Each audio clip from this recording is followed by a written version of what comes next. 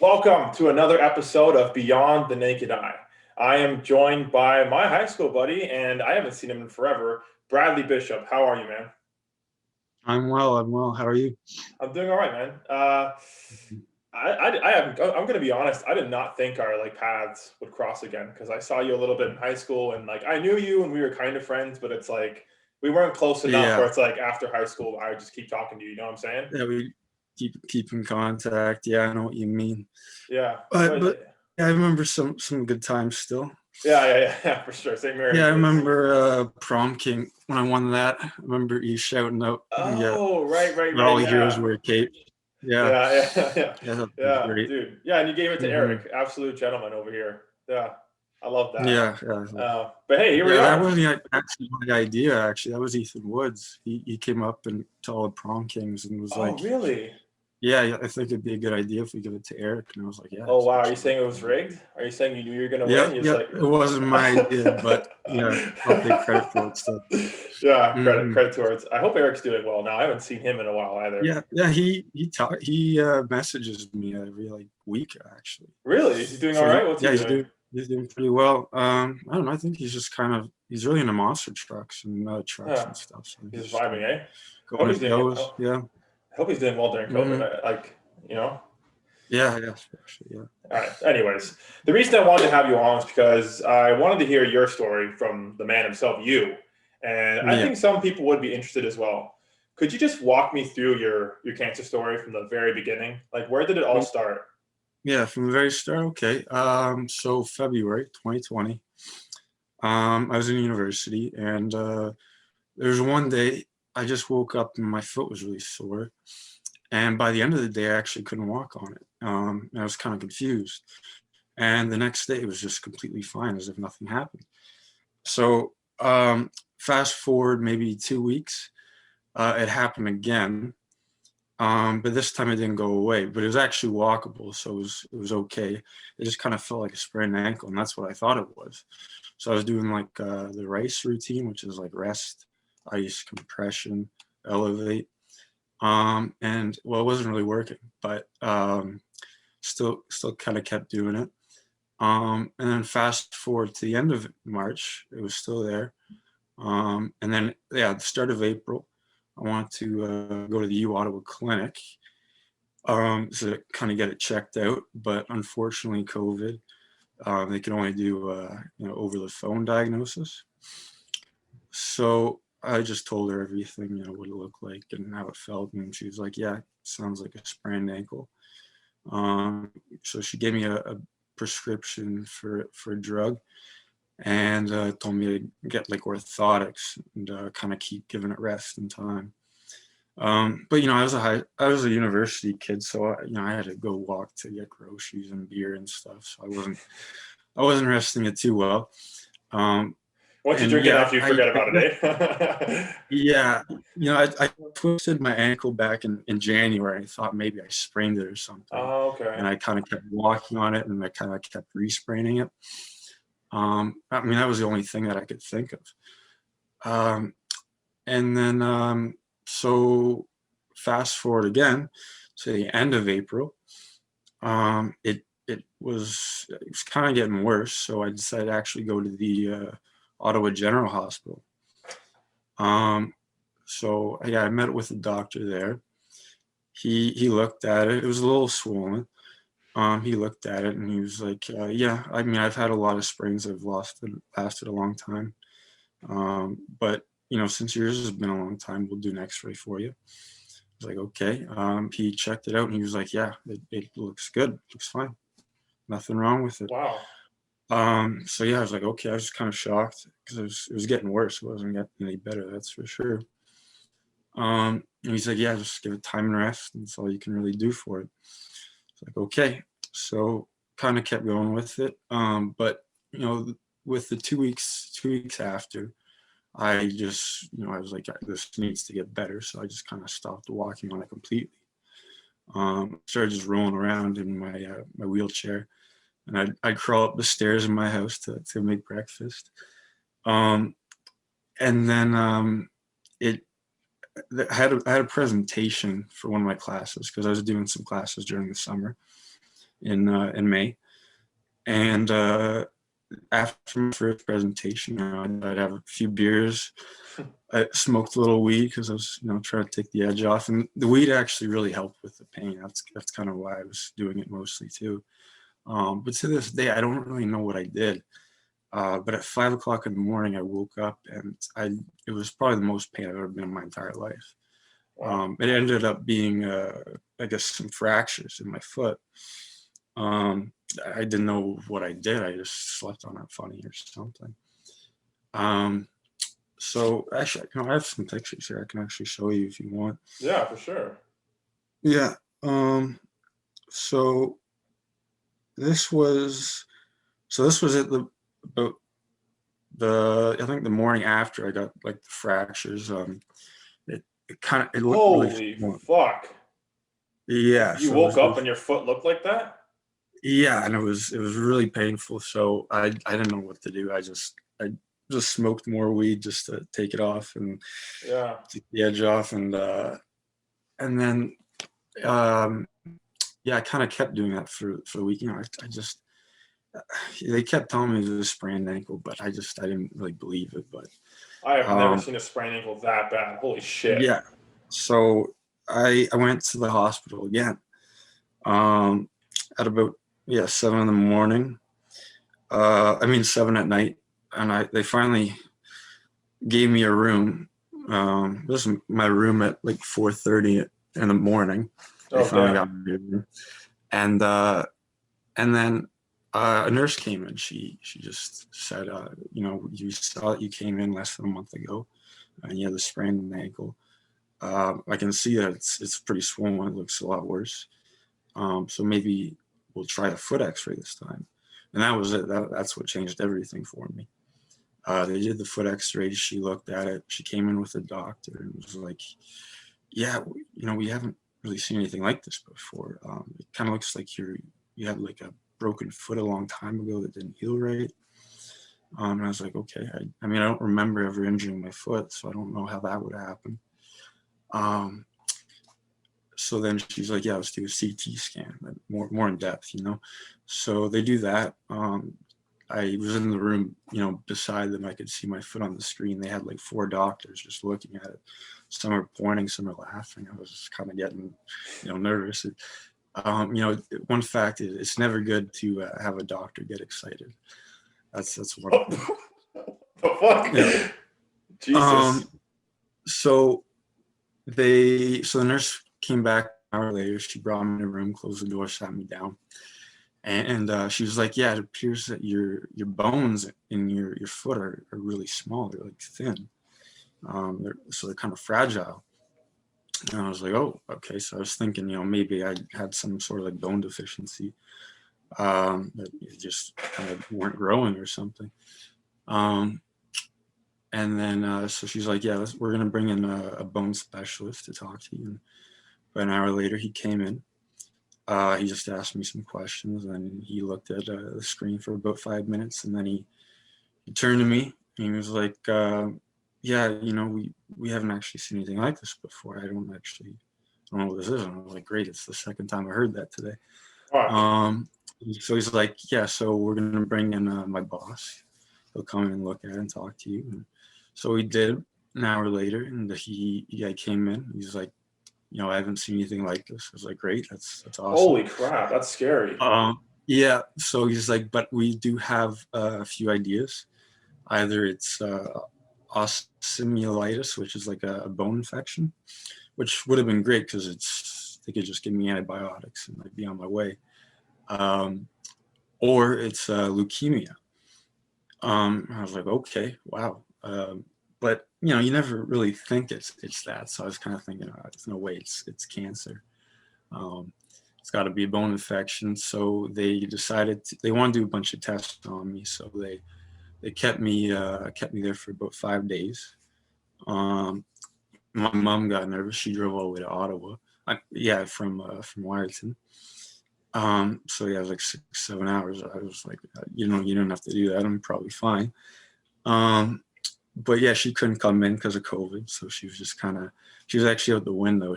I could see her out the window just waving at each other. Jeez. yeah, and so yeah, they just did a bunch of tests, biopsy, bone scan, more CT scans, and then they let me go after 5 days. They gave me some crutches, um, and then about a week later, I came in for for my meeting because they did all the tests. They saw what they needed to see. So then he talked and was like, yeah, so uh, there is there are some cancer cells, and I was like, wow, okay, I have cancer. Wow. How did you Um, react to that when you first said that? I I was I was definitely in shock. I wasn't acting rationally. I was almost smiling. I didn't know what to do. Yeah, I can relate to that. I think Like, whenever I've heard like traumatic stuff in the past, it's just like you don't feel yeah, anything. It's just like, what the fuck? yeah. I didn't really know how to react. I was just kind of in shock. Almost kind of wanted to laugh because that's like my defensive mechanism is to make jokes. Um, so yeah, I was just really in shock. He didn't really know what it was still. So he thought, maybe it's lymphoma. I was like, okay. Um, so we decided, I just kind of, school was online anyway, so I could just go back home. So I just left Ottawa, and we kind of moved everything to Toronto instead. So went in for a biopsy, and if you don't know what that is, basically they open it up and they just take pieces of tissue and they test it for different things. So yeah, I went in for a biopsy. They took a bunch of tissue out. Um, this is this might be kind of gross. I don't know if you actually want to No, see I that. want to see it. I want to see it. You want to see? Okay, so this is my foot looked like at this point after the biopsy. It was cut open. Um, so it actually looked like the cancer was like coming out outside of my foot. That's what my Oh foot looked my like. god! Yeah, this It is legit looks like it looks like a prime blueberry. Like, yeah. So holy that's what my shit! foot was looking like. Yeah, so it was massive at this time. Um, So wait, how so are you? Oh, sorry, but like this yeah, is like a crazy story. But how were you even walking? Like, could you even walk? Were I you just was crawling everywhere? I was using crutches. I just got used to crutches, and I was just laying down. My mom and my sister, they were both home, so they were pretty well just catering to, everything that I needed. Um, but yeah, it was just at this point they put me on a lot of pain medication because at this point, yeah, during when you saw this, I had about 8 to 10 fractures because yeah, my bones were so thin that they just kept breaking like every day. So yeah, they gave me a lot of painkillers to help with the pain, but they weren't really helping too much, um, unfortunately. Uh, and then so after the biopsy, they wanted me to come in again to talk to me, and I guess they thought that I had talked to another doctor before about this. But so my doctor, he was just like, so yeah, we're gonna get away. We're gonna start with the amputation, probably not about 4 weeks. And I just looked at my mom. I was like, amputation? Like I just found out Holy I fuck! got cancer like less than a month ago. It kind of seemed like it was like a last resort kind of thing, but it was their first resort. Was that news Um, also kind of how you reacted when you first heard cancer? Where it's like you almost found it funny that like because you didn't know how to think. yeah, but my mom was already thinking like maybe amputation's the best thing because like they had no idea what it is, so you can't really fix something that you don't really know. Um, and then so yeah, at this point they thought it was something called sick duck. Sick duck is a type of sarcoma. Um, and then they ended up testing it and realizing it wasn't, and they called it undifferentiated spindle cell epithelioid neoplasm. Um, and yeah, so usually with worse words, it's like harder to say. It's probably worse. Um, and yeah, it's that's how it was. So we kind of thought, we got to get, it's probably best if we do get this foot off. And I needed a bit of, like they needed to kind of to coerce me into doing it, because I didn't really want to do it. I was a little hesitant because I wanted to keep my foot. But they just told me, they showed me like if we try to take it out, there wouldn't be enough soft tissue in there. And your foot, it was just so mangled that it's just unsalvageable. So I was like, okay, I guess that kind of makes sense. But yeah, I was nervous. It was scary. It was going to be new life change, that I was going to have to get used to. And I didn't really want to, but it's kind of how it had to go. So July 23rd, that was the day of the amputation. Maybe I might have a video actually, or a picture of it. The day. It seems like everything that happened to you just happened so fast. Like it went from a possible sprained ankle to like losing, like amputation. It was, yeah. It's not funny, but I kind of thought it was kind of funny to me that just watching, it's because I kept looking at the different cancers and the survival rates and stuff. And I was just watching my survival rate from like June was like in May was like 100%, and then it was like leukemia, okay, 80%. Lymphoma, okay, 65-70%. Okay, that's getting a little scary. Oh, Jesus.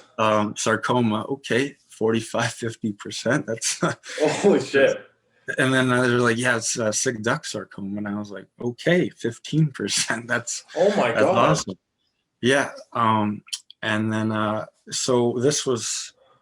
But to be honest, I don't think Google is a good, reliable source, because like you can have a cough and it's like, yeah, you're probably gonna die. So it's like, yeah, exactly. So I just tried to ignore that. It was kind of bugging me out.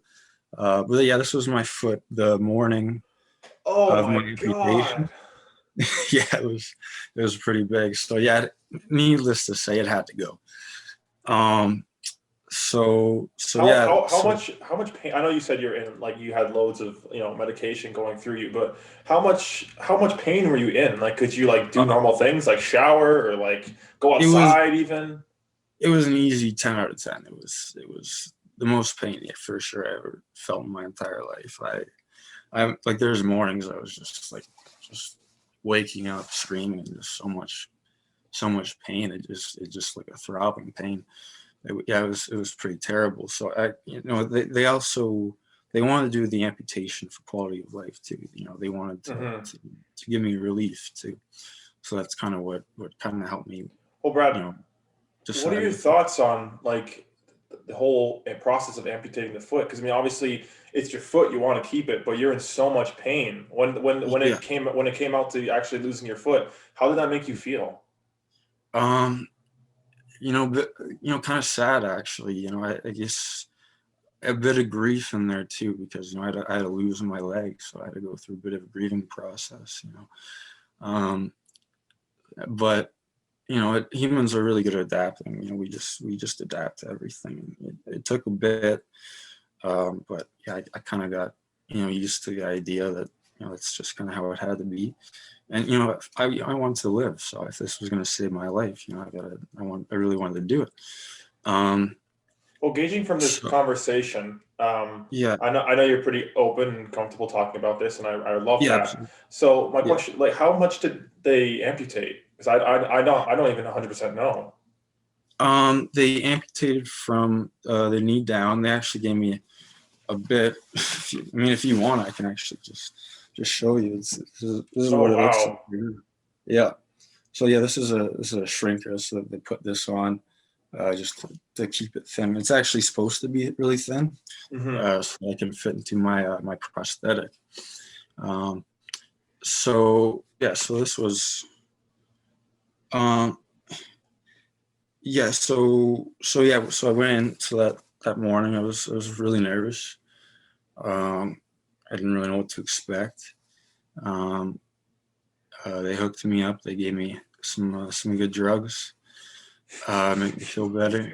And, a little bit of weed. Yeah. So a lot of morphine, and they they were gonna do a general anesthetic, which would basically just like make my whole body numb. But for some reason that morning, they just decided to do a change. They wanted to do basically what they give to women when they're doing like they're having a child. Basically, it makes everything from the waist down, like you can't feel anything from the waist down. So that's what they gave me instead. So I was like, okay, so you're saying I'm gonna be awake for this? And I was like amazed. I was like, okay, this is gonna be nerve wracking. So, but luckily, I don't know what happened, if I just passed out or if they gave me like laughing gas or something. But I was just out like almost immediately. Oh, dude, thank God. If Yeah, I could not sit there and watch that happen. before, yeah. And then just suddenly I woke up and I was like terrified. I don't know where at. I like had to calm me down. And they're like, everything went well. You're probably cancer free. So congratulations. And they rolled me in the other room, and then they gave me a room, and then so I was just in this room, and the next day, unfortunately, they because of COVID, they only have like one person visit. I had my whole family there, so my sister came first, the first day, which was nice, and then while she was there, surprisingly, I wasn't really expecting this, but they wanted me to get up and walk the next day. So I was like, Wow. okay, yeah. So yeah, my sister, well, she was there, so she actually was able to take a video. This is me walking on my first day. Wow. Yeah, without the leg, and that was a terrible feeling. It was like it was so swollen in my leg that I could almost feel like the blood like swooshing around. It was just disgusting. I hated it. But I was trying to act like I could do it. They said, if the better you are, the quicker you'll get out of here. I wanted to get out of there pretty quick. So yeah, we kind of kept doing that. We'd walk every day. It got a bit easier. It felt a bit better.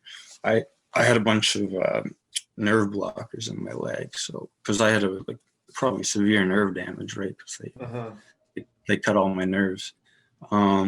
So yeah, luckily I didn't really feel too much of that. And then yeah, so I think about 5 days later, they did. This was this would be the most disgusting picture of all of them. If you want to see this, Let's was see my it. first dressing change. This is what this is what it looked like. Oh wow. Yeah, so those are I mean, staple. I think that they did a pretty good job, in my opinion. That looks all right. Yeah, no, yeah, they said it was great. They said it went really well.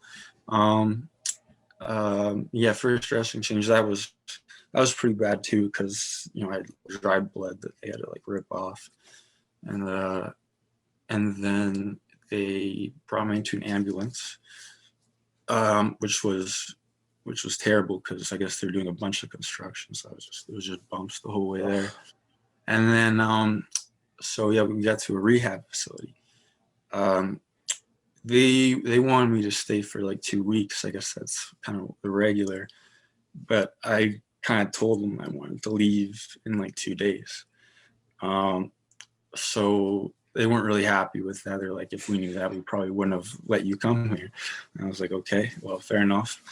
But I'm here. So they were like, okay, so we'll just kind of speed it up. And they just kind of gave me some exercises to do. Just kind of walked me through the whole process of what I need to do so that I can come back and fit into a prosthetic. So yeah, they let me come home, which was awesome. So yeah, I was maybe in Toronto for a total of a week. And then, so yeah, I just kind of had to come home and kind of get used to it. mostly just laying on the couch, watching TV, playing video games. Because it was just, I was out of it too. I had a lot of pain medication, obviously. And then, so yeah, eventually they had me come back to the rehab facility, and I'd be walking, just doing a bit of exercise. I do that probably, every week. I think I'd go there. And then this one, well, I was hitting, I liked the jewels, so I was hitting those. And it was actually really good that I did it, because the next morning I got this pain in my chest, and I was like, okay, I've smoked cigarettes before, and I know that you can get, your lungs can flare up a bit after smoking too much or something. So I was like, maybe I just was doing that too much. But it was there the next day, and that had never happened to me before. So I was kind of getting nervous, and I was, to be honest, looking at my foot, how it was like there, veins were just kind of popping out of my foot. I kind of didn't believe that there was any chance that not like one cancer cell got into like my bloodstream. And even talking to my mom, she even told me, I said, do you think that it's actually possible that nothing got in? She was like, no, I think you'll be fine. But months later, she actually told me that unfortunately she had to lie about that. She thought it too. And so I was looking for it. The first place sarcoma goes is to your lungs. And so I got a little nervous when I started feeling some pain. So the third day, I just said, you know what, we should probably just, go get it checked out at the hospital. So then that's when, I was kind of nervous. I really didn't want to see anything on there.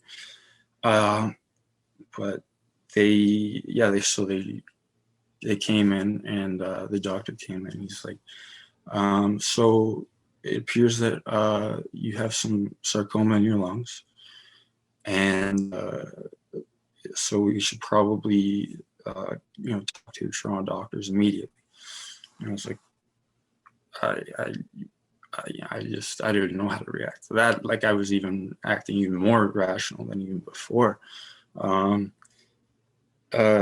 Elijah Marcel, if you remember him, he actually works there.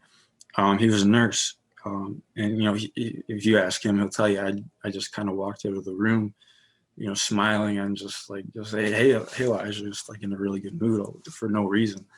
On my way to go see the screen. This was actually my first X-ray. If you look right here, this was like the first sarcoma that they saw.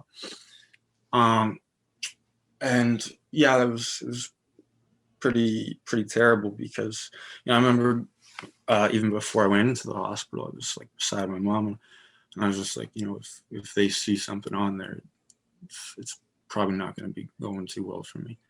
He's like, yeah, I know. And so it was a shock for sure.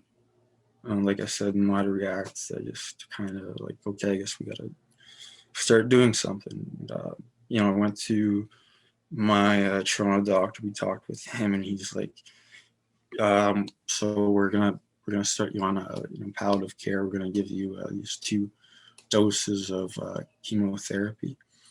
And if you don't know what palliative care is, it's basically, it's not like terminal. You're not terminal, but it's like they're kind of in between, trying to find a cure, but also kind of give me a good quality of life and try to prolong my life. The problem with sarcoma, though, is that when it gets in your lungs, or if it gets pretty well anywhere, it's incurable.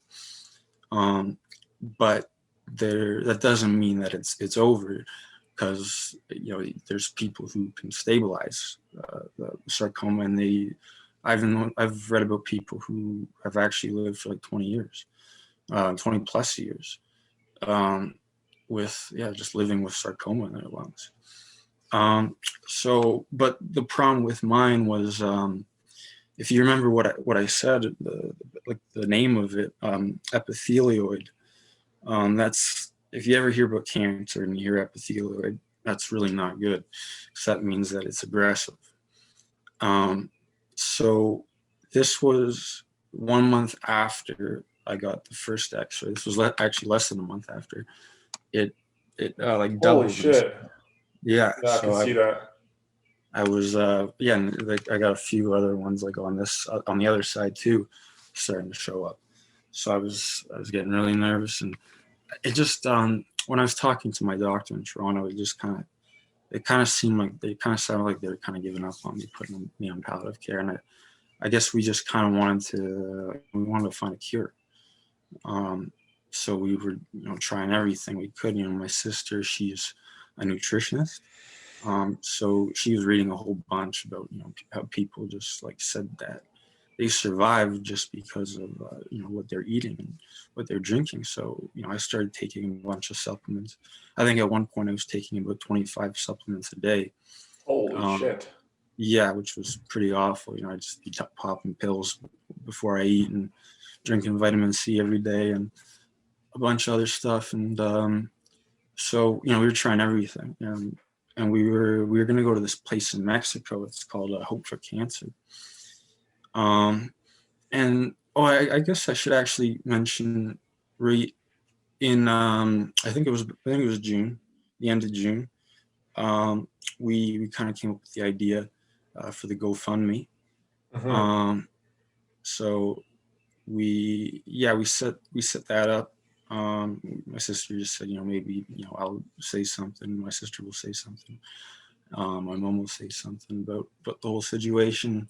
And yeah, we set the goal at, I think, like 5,000.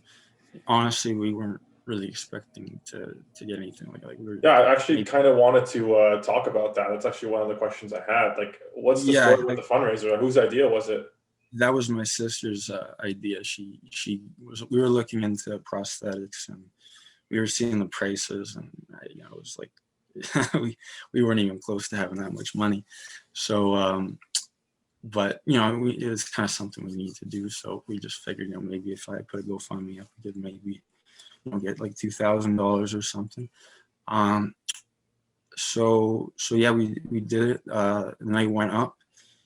Within the first hour, we hit 2,000. So we were in shock. We were amazed. And we were getting the comments. People were just sharing it all over Facebook, and I guess at first I was kind of trying to keep the whole cancer thing kind of quiet. I didn't really want too much attention, but yeah, I guess we were kind of desperate. We did need the money. And then yeah, it just blew up. That night. I think before I even went to bed, I think we hit our goal. Wow.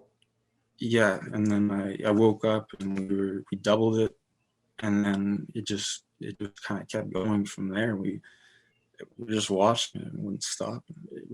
We put up the goal, and it would just kind of keep going, and people were just sending us money and just so much support. Honestly, like I really don't know how I would have got through this whole situation without all the support. It was so great.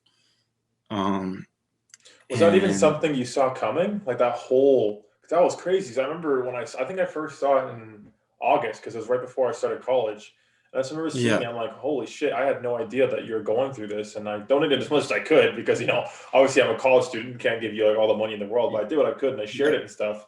And I just yeah, thought that it was amazing how much the community supported you and like just, how they all came together. Like, how does that yeah. make you feel when like you're just getting like all these donations and like everyone's showing you Um, love? Honestly, yeah, just so loved. I just felt great. I felt like I wasn't, doing it alone this time. I felt like I kind of had everyone kind of going through it with me. They were all helping me and kind of going along the way. And yeah, it was great. It was great to see everyone just kind of come together. And then, that's the beauty of kind of having a small community like, in Sound, is that we kind of do all know each other. And, there's people that I maybe talked to like once, and they were donating like hundreds of dollars. And I was like, like, Oh wow, fuck. I, if I were to donate, I'd be donating, like 50 bucks. And there's people, I hardly even knew donating, hundreds. I mean, there's people I never even met that donated $1,000. Wow. Yeah. And, it just kind of, kept rolling on, as soon as my cancer, showed up in my lungs, we posted about that, and we started talking, how we had to, we were going to go like to Mexico, and that was going to cost us about 50 grand to do, which was a lot. And then people just started, redonating. I think we actually had more people donate twice than donate once, which was amazing. They just kind of kept going with it. Yeah, it was beautiful. We couldn't even have imagined. Yeah, it wasn't even a chance in hell that we could have. Actually got the opportunity to go to Mexico. But then, with COVID, we were going to go to. It was in Tijuana, which is murder capital. It's like the most dangerous city in Pretty the world. sus. Yeah, so that was a little nerve wracking, but it we looked it up. It sounded like a great place. I actually talked to someone in around Owen Sound who went there, and he had nothing but like good things to say about it. So yeah, I was kind of excited for it. I was going to go for I think like just 2 weeks. And yeah, they had they had like a 90% success rate, so it sounded amazing. But then my parents kind of got a little nervous because of the whole COVID thing. They were thinking if I go, I might not be able to come back. So they were kind of nervous about that. They didn't really want that to be a possibility. So I respected that.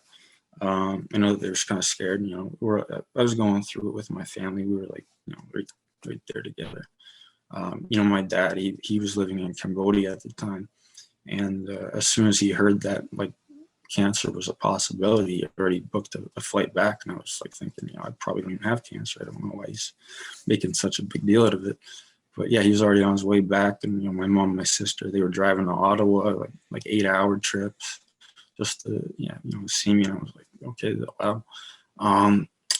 And yeah, so we found this place called the Air Clinic, and it was in Chicago. And they did an interesting thing, like a targeted kind of therapy. Basically, it was actually really weird. They'd give me insulin, and then they'd wait about 15-20 minutes till my blood sugar dropped all the way to like 30, 35-ish. And I was so lightheaded, I felt like I was drunk. I felt like I was just about to pass out. And then that's when they would just start giving me all the chemotherapy. They gave me like 3 different types. And then they would give me like some apple, some like healthy sugars. And then I guess that sugar, because the sugar goes straight to the cancer, because that's what the cancer just eats. So the chemotherapy would follow the sugar right to like my right to my cancer in my chest. So it was kind of neat how they did that. It was different. And yeah, so we did that. We stayed in Chicago for I think like 3 weeks doing that. We had a Airbnb, me and my sister. And we even we had some cats. We got some cats in the summer. I guess my mom and my sister thought it might be a good idea to make me feel like less lonely. So we brought the cats to Chicago as well, which was kind of nice. Yeah, it was my first time doing chemo. It was it was tough. It was the reason also why we picked it is because it was going to be less hard on me too, the targeted therapy. But I still felt like I got hit by a truck, and I threw up the odd time. Not to mention that time when I was going on it, I was really trying to get off a drug called hydromorphone, which is like a morphine kind of thing, and I really wanted to get off of it. So I think I was also going through a few, because I just kind of cut it when I went to Chicago. So I think I was going through some withdrawals as well, because that's kind of what happens with opioids. So yeah, I felt pretty terrible. And after 3 weeks, they changed it to they're just going to do it once a week. So I decided to go back home, and we were going to fly once a week all the way there, and then fly all the way back and come home. And that was hell, because I was also doing a bunch of other therapies. I was doing ozone therapy, which basically they take out a bunch of my blood, and then they pump it with oxygen and then pump it back into my body. And I was doing some other, they put like a heating pad on my chest, because apparently cancer really doesn't like heat. So I was doing that, and then I was also flying. And I was doing that, like both of those in Toronto, and then I was also flying down to Chicago, doing chemotherapy once a week, and then flying back. And it was just, it was kind of a mess. But I gotta ask you, like, yeah. how did you stay optimistic during this whole process? Because it just sounds like you're going through so much. It honestly, like I said, it was the support. It was the people in my life. They were just, I had people messaging me like, that I may barely even talk to. In high school, they were just reaching out to me, and they're they were just showing so much care. They're just like so sorry for like what I was going through, and it was just so nice. I like I said, I couldn't imagine doing this without the people. Without Owen Sound, I guess. Um, and yeah, it was hard to stay optimistic, but I had people just just constantly telling me, you're going to be okay, everything's going to work out. And I just had to believe that. I just had to. There's no way that I could do all that without believing that there was a chance. Because if I didn't, I literally would. I'd probably just quit it. So I had to believe that there's a shot. So I kept doing it. And it was kind of working. The good thing about it was slowing the cancer down. So it was working in that sense, but it wasn't stopping. It wasn't stabilizing it. So we kind of just figured, you know what? Why don't we just give Toronto a shot? And, this is what they do. We'll see what they have for me. So they put me on a chemo drug called doxorubicin, which is also known as the Red Devil. It's the strongest chemotherapy in the world. And needless to say, I didn't handle it very well. I remember first time I did it, about 5 hours after I got back to the hotel, because we were in Toronto, and I felt so terrible. I just kind of slowly walked to the toilet at about 6 o'clock, and I just started just puking like uncontrollably, and my eyes were closed. I was shaking. My parents were freaking out. I think they thought that I was going to die. And I don't really remember too much from it. I was just puking probably till about midnight. So yeah, it was pretty terrible. And then but I like I said, it was something I had to do. I would go to the next chemotherapy, smile on my face, because I figured this is my best shot. This is what they do. So yeah, the second time we just drove home. We didn't stay at a hotel. And as soon as I got back, it was the same thing. Just heading to the toilet, just puking from like 7 o'clock to like 3 o'clock in the morning. And then we wanted to move it. So we moved it to Ozone Sound to make it easier on me, and that was great. It was absolutely awesome. There's this kid, Jesse Walker. His mom, she actually worked at the hospital, and she was the one administering me with the chemo, which was kind of neat. She was kind of giving me tips, how to handle it and stuff, and because she went through it with her own son. And so we actually got this thing called a Surf User, and it had 3 anti-nausea medications in one.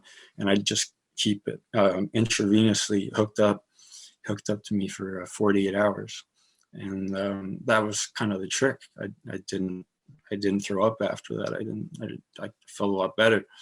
I started, I was able to handle it. I was kind of happy because we were looking at different signs. At this time, January. So I'm just gonna pull up a picture.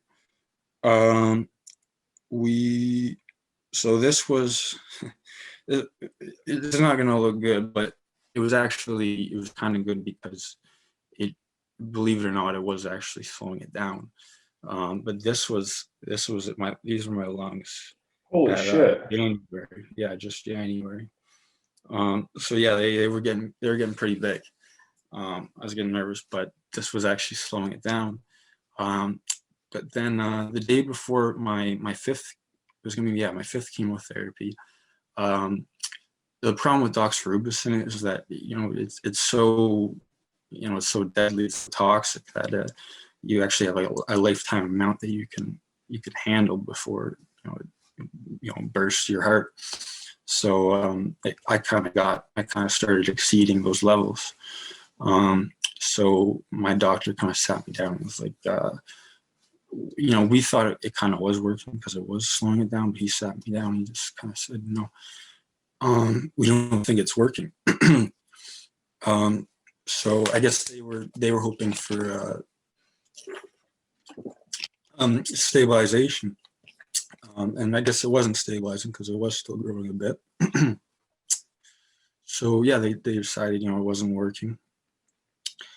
So they wanted to switch me over to something else that my Toronto doctor would give me.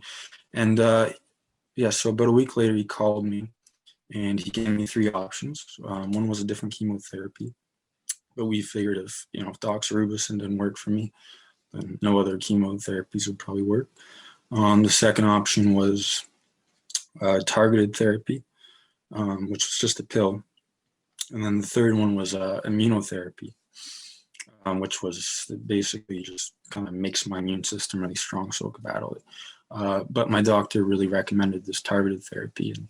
And the problem was that we kind of took like 2 months off since my last treatment. They had to wait till it got approved for me because it's a very special drug. Like one container costs $8,000. Yeah, but we're lucky, we live in Canada, right? Free healthcare, so I don't have to pay for that. Yeah, so that was great. So yeah, we finally got it approved, but I was 2 months off of treatment, so obviously everything was probably growing again. And in February things were looking pretty bad. I had a pretty bad cough. I was sore. I was back on the hydromorphone. And my voice was kind of going. I was even talking to my friends after. They were after talking to me. They was talking about how my voice, I could barely talk, and they were almost like crying. They said they just were like, "Wow, this is not good." But it turned out I had something called a pleural effusion, which is basically they call it water in lungs. Basically, it's a hole in my lungs, so bodily fluids start seeping into it. And my one doctor, she told me that it was a malignant pleural effusion, which would have been really bad if that was the case, because that meant cancer cells were also going into there, and you can't fix that. That doesn't heal. But luckily, I guess she was wrong. It was just a regular pleural effusion, so it healed on its own. All of a sudden, things were kind of looking up. I lost my cough, my voice came back, my color of my skin kind of started coming back because the chemotherapy was very toxic. So it took a lot of so much symptoms. Hair loss, as you can see, and also my beard, which was kind of interesting. My beard fell out as well. Man.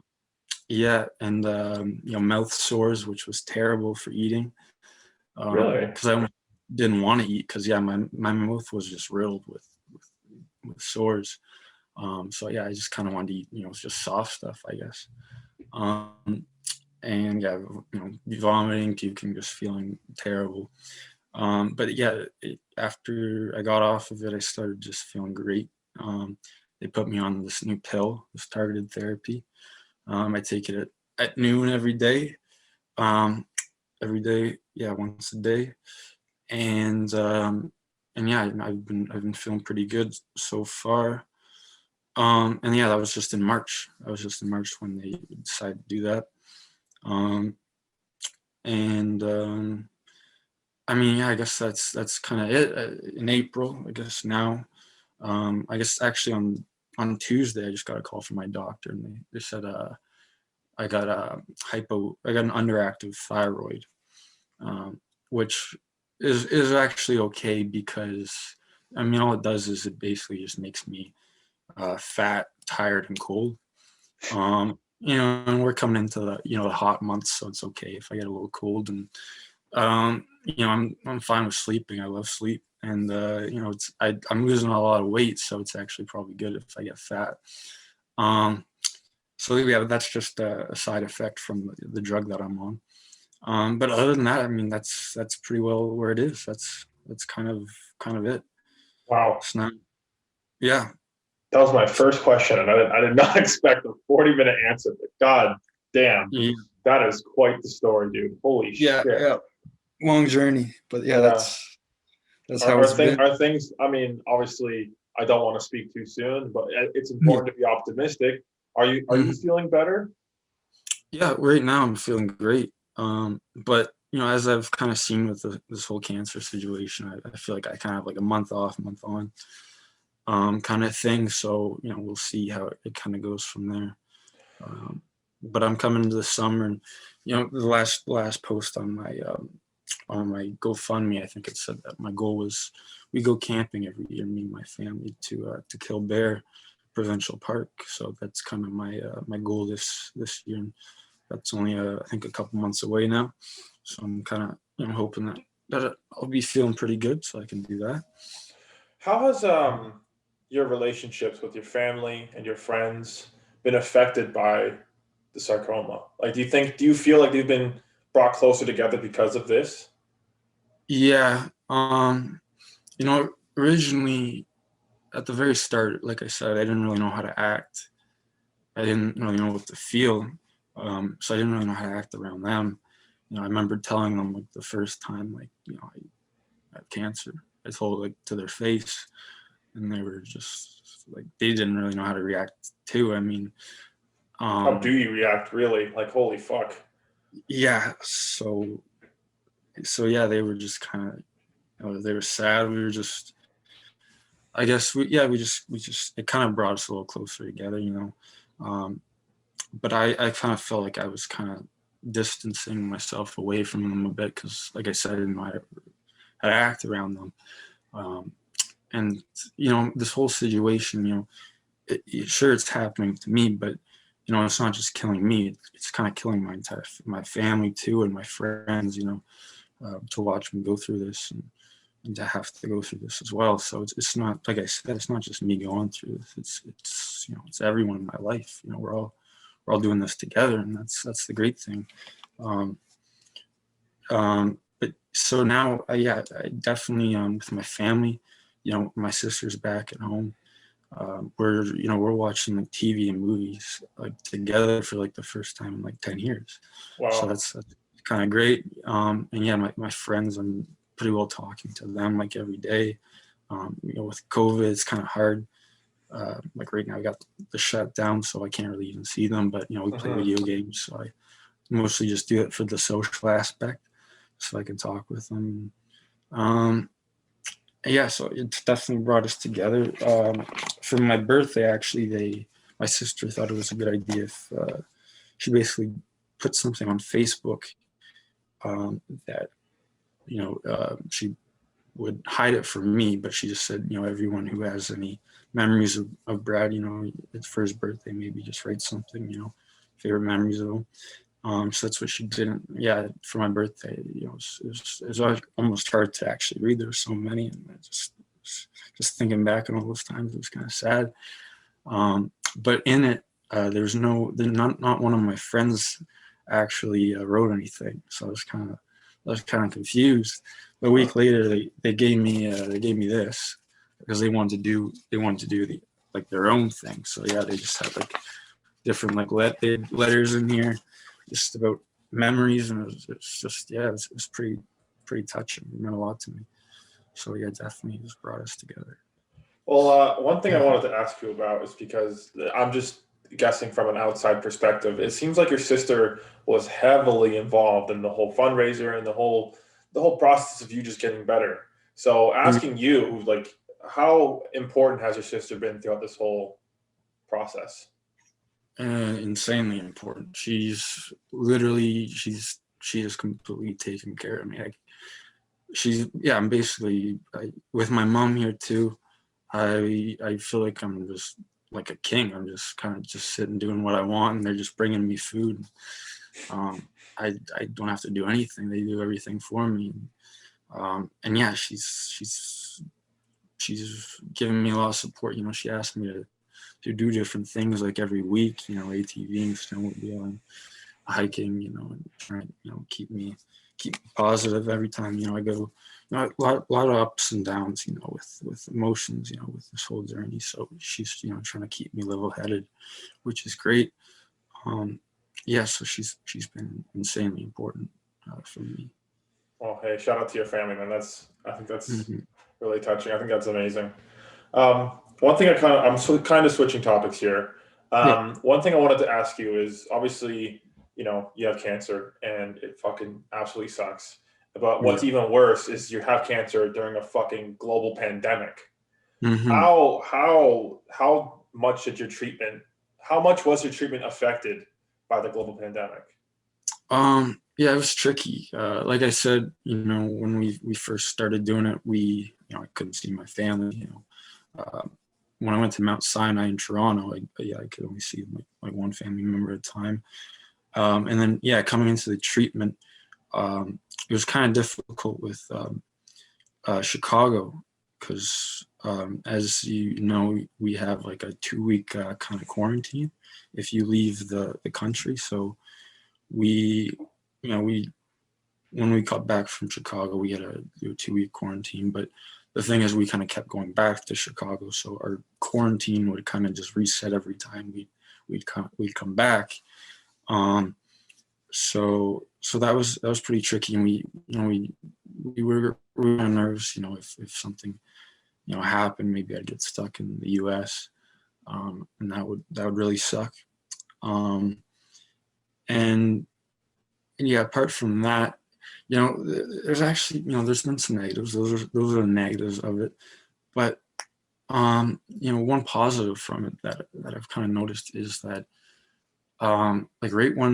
literally right when my cancer started, February, early March, that's exactly when COVID started. And I kind of, everyone's kind of trapped in their house. They're kind of living like me, like so I kind of feel like even more like how I'm kind of doing it with people too, because they're all stuck too because of well, yeah, their own medical like illnesses and stuff. So Mhm. again, yeah, I just feel like I'm not doing it alone, which is kind of nice. I think it'd be kind of harder for me to be watching my friends, go out partying and having a great time. Right.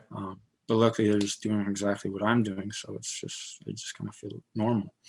Wow, that's actually I never thought about that. That's actually a really good way of looking at it, I think. I mean, obviously, the pandemic has been horrible this past year, but I'm glad that Yeah. you see it as a way of unity with your friends because you guys are all going kind of through the same thing. Um, Yeah. so, okay, another question I'm like kind of emotional right now. I'm not gonna lie. I know Yeah. cancer is it's a very negative topic, obviously. But I hmm feel like, and this podcast has gone to shown that I feel like it brings out the best in some people through fundraisers and what have you. So let me ask you this: Has there been any positive highlights you can point out since the diagnosis? If so, what? Yeah, actually, um, it's really, it might be cheesy to say, but it's actually been kind of enlightening. Um, I, it's so weird, like to say this, but from everything that I've kind of learned, um, everything that I've gone through, you know, when you're the closer you kind of get to death, you start feeling more free. Um, and you know, I've started realizing, you know, different things that matter in my life. You know, I was in finance in school, and you know, money for me was everything, and now I kind of hate money. Um, and I value nothing but, you know, family and friends, and just time, you know. um, so you know, it's kind of shown me a new way of life. um, and yeah, this is weird to say, but you know, if I could take it back, I don't know if I would, because of how much it's shown me, Wow. how where I am in my life. It's just I never would have gotten here if it wasn't for the cancer. Obviously, I wouldn't want cancer, but you know, it's just shown me so much that I just definitely wouldn't have felt and would have seen all the values. I wish I could kind of share some with you, but I feel like it's so hard to explain if you're not in like the same place as me. Like to different people, it's just kind of hard to explain. Um, but yeah, it's just those are kind of the positives. It's just different realization of well, yeah, different things in life, what yeah truly matters and stuff. Would it be fair to say that your whole outlook on your whole would it be fair to say your whole outlook on life is different now? I mean, obviously, because like one thing I know is you went to, you know, University of Ottawa for business and finance, and then you just said you hate money now. So do you feel like your whole life is 180 now? Absolutely, yeah. I completely flipped the way I looked at. You know, I was so, you know, caught up on, you know, like how to make a living that I forgot how to live almost. Um, you know, so I kind of just I just started. Yeah, before I was just, you know, I gotta work, I gotta do this, I gotta follow, you know, society, I gotta keep doing this, I gotta, you know, maybe have a family, have kids, you know, retire, all that. Um, yeah, but I forgot to kind of, you know, kind of take a look and see, you know, see everything, you know, take it all in, and live in the moment. Wow, Mhm. that's oh, this is hitting me like right. Holy shit. Uh, Yeah. okay. So you want to obviously assume the best and be positive, but you also want to maintain being realistic. So it is a fine line. So that's why I want to preface that before asking this question. But you know, assuming say 6 months to a year's time, you feel better, COVID gets better, things are more lenient. Do you have any Mhm. like short-term goals that you want to accomplish? Um, yeah, I guess, um, you know, obviously when people get cancer, you know, there's the whole bucket list thing. You know, first one on the bucket list is always skydiving, so that's kind of something I want to do. So I'm looking into that. But yeah, with COVID, obviously it makes it kind of hard to do a few things. I'm kind of limited a bit. But yeah, I'd like to go out west, you know, see the Rockies and do a bit of traveling. I just got my new leg actually on Monday, my new prosthetic, and it's yeah, it's really nice. It's a lot easier to walk on. I can actually kind of jog on it a bit, which is nice because running was kind of a big part of my life before. Well, You know, actually, let me just quickly like yeah, interrupt you. I know you're going on this, and we can get back to it, but I just want to yeah. circle back really quickly. You just mentioned your prosthetic. What is that like having a prosthetic? Is it like constantly? Are you constantly in pain, or is it a comfortable thing? Um, it is. It's not something that I'll like keep on like all day. In fact, most of the day I actually don't even put it on. I actually just use my crutches to get around. Just because I find I do a lot of. I mean, I do a lot of sitting, so it it's kind of weird that it starts to because there's not really much blood flow and it's like so compact in there, so it starts to swell up. It kind of gets a bit uncomfortable, so I have to I find that I have to kind of keep moving with it if I'm going to wear it. So yeah, it's not, it's comfortable to walk in. Like if I go on a hike, I can go on a hike, I can walk. And yeah, I'm kind of trying to get into running a bit, if I can. Yeah, it's not too bad. It's just kind of uncomfortable if I don't really do too much exercise. All right, sorry, I kind of have ADD. I just heard that. I'm like, I gotta ask that. But let's just circle back to your short-term goals. So your bucket list. So you have skydiving. What else do you want to accomplish? Well, I guess the thing I want to promote was Jesse Walker. He's great kid. He's 16, 17. He's been messaging me. He's sending me like presents on my birthday and stuff too. And I've never even met the kid. So yeah, he's been great. It's always nice to go through it with people. He last year in August, he ran a half marathon to raise money for cancer, which was great. And this year he's actually going to be doing a full marathon, which is amazing. He had glioblastoma, which is, if you know, it's a terminal cancer, but somehow he actually beat it, which was amazing. One other person who actually beat it, I think one of our teachers, Mr. Fitzsimmons. Mr. Fitzsimmons. Oh, I heard about this. He beat it? That's great. He had glioblastoma, and I think he's been good for like 2 or 3 years now. So that's pretty awesome. But yeah, so yeah, Jesse Walker, he kind of invited me to do a run. Obviously with my leg, I'm kind of limited, so he gave me a bit of a break and said I can run just 5K, and I was like, okay, I can do that. Hey man, you could be this generation's Terry Fox. I'm calling you now. Yeah, that's what I was saying to my sister. I want to get the short shorts and same T-shirt as him, maybe get a wig on, and run it. So yeah, I think that'd be kind of fun if I can do that. I think it'd be really awesome. And it's for a good cause too, for a child cancer foundation in Canada. So yeah, it's great. Right, that's pretty well all I've thought of so far. I guess, if I got, anything left to give, I just want to give it to the people, So that's kind of what I'm going to be doing. That's great, man. I really hope you accomplish those things. Genuinely, from the bottom of my heart, I really do. Yeah, thank you. All right, so I have a segment called Quickfire, where I ask you 10 questions. It's been more of a lighthearted thing. This has been a very emotional past hour, and I think it's better if these past 2 minutes we just switch it up, make it a little more fun. Right.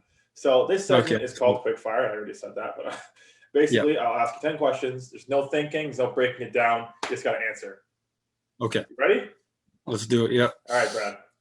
Night or day? Night or day? Night. Favorite season of the year? Summer. Warzone or Chow? Oh, that's a good one. I think right now Warzone. Okay. Lose your cell phone or lose your wallet? Cell phone. Camping or partying? Another good one. Partying for me. Yeah. Beer or cigars? Beer. Home hardware or literally anywhere else? I think literally anywhere else. I heard there's a story that you got fired from there, apparently. Oh man, that's a good story there. Yeah. I think that's fun at the time. We can talk about that off camera. yeah, for sure. All right. Go out on a date or hang out with the boys? Oh, boys for sure. Boys. Master Batters or San Jose Sharks? Master Batters. And now, final question. Are you ready? Yeah. Which, in your opinion, is the best Harry Potter movie?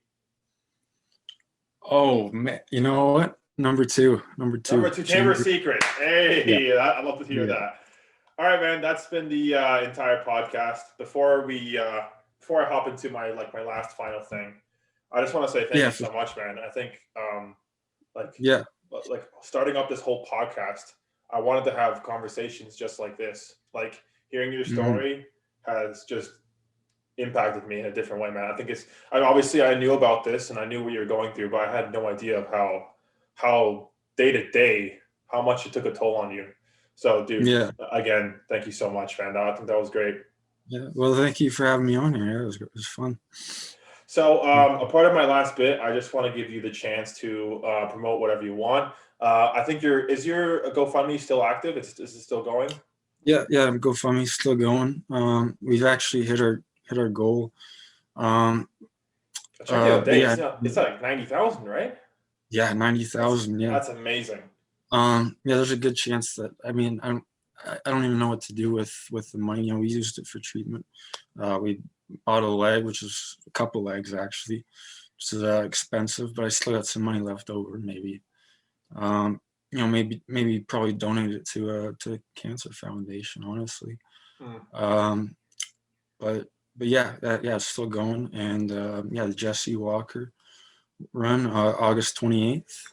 Doing a marathon, that'd be a lot of fun too. So we'll be looking for donations. Hopefully we can double what he got last year. I think he made about 30,000. So hopefully we can maybe hit 60 or 50,000. That'd be pretty cool. That'd be really yeah.